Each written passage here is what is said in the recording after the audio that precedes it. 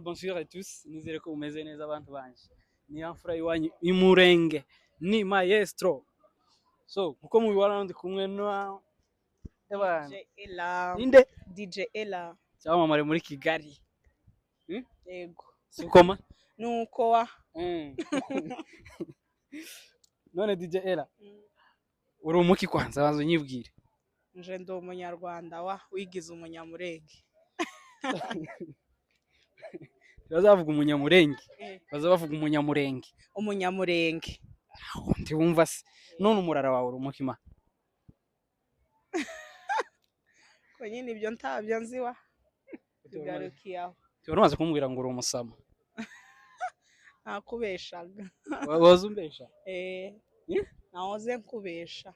Ayiwe. Unaza ngira ngo uri mushiki wa Mbonyi. Oya sinaba mushikiwe.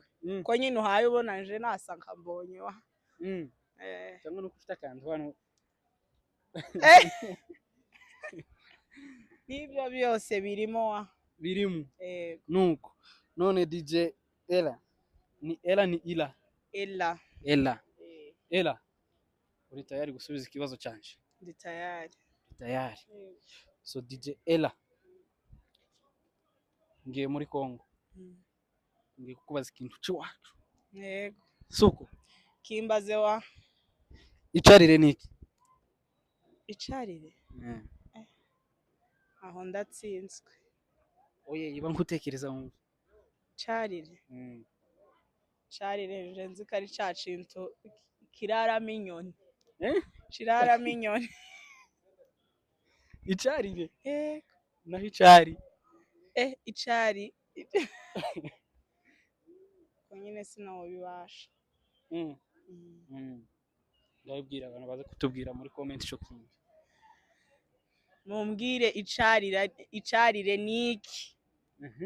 Nje simbizi. Ubizi. So my people mugende mu following kuri Instagram yacu ndetse na YouTube channel zacu. Ngababwire Instagram yawe wa. Instagram yanjye amazina ni DJ Ella Rwanda, kuri TikTok ni DJ Ella Rwanda, mujye mu following mube benshi cyane kandi tugiye kuba byinshi.